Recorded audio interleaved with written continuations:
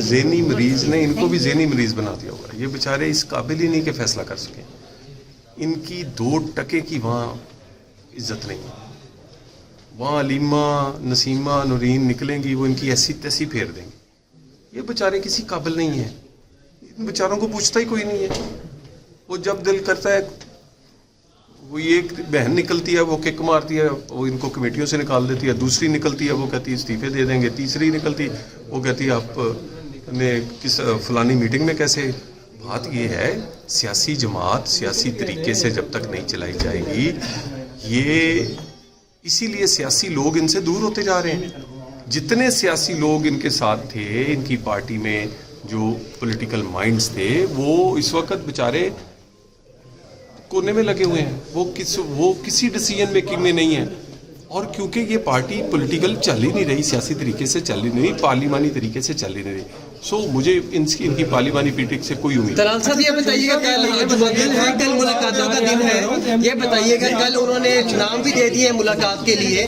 آپ سمجھتے ہیں کل اگر وہ ڈیالہ جیل ملاقات کے لیے جاتے ہیں تو جو وفاقی وزراء نے پریس کانفرنس کی تھی کہ آنی ہاتھوں سے نمٹا جائے گا تو ان کو روکا جائے گا؟ دیکھیے گزارش یہ ہے کہ ملاقات کا فیصلہ تو جیل حکام کریں گے. جیل میلون کے تحت کریں گے. کوئی امن و امان کا مسئلہ پیدا نہیں ہونے دیا جائے گا. بالکل کلیئرٹی کے ساتھ.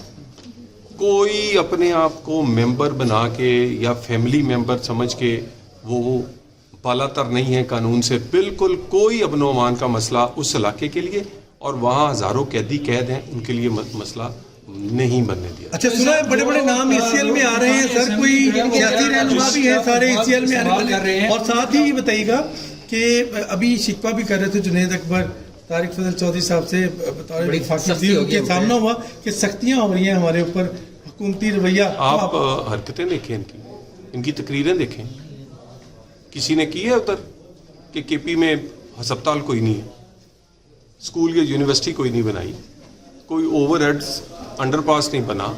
کوئی وہاں سی سی ڈی کیوں نہیں بنتی. وہاں سی ٹی ڈی کیوں نہیں بنتی. ٹیررزم وہاں اتنا ہے. وہاں پر اس طرح کام کیوں نہیں ہوتے جیسے باقی صوبوں میں یا خصوصاً پنجاب میں ہو رہے ہیں. مجھے یہ بتائیے کہ اس کی بجائے وہ جو انہوں نے مظاہرہ کیا ہے وہ بالکل وہی کیا ہے جو ان کو محاورتاً کہا گیا تھا. انہوں نے عملی طور پہ وہ ثابت کیا. سر یہ جو خاص کر ایم ایل ایز اور سینیٹر صاحبان پی ٹی آئی کے لینگویج یوز کر رہے ہیں سوشل میڈیا کے اوپر اس حوالے سے کوئی حکمت عملی بنا رہے ہیں کہ ان کو قانون کے حوالے سے ڈیفینیٹلی نہیں. یہ بالکل آپ کے قانون میں اظہار رائے کی آزادی کنڈیشنل ہے.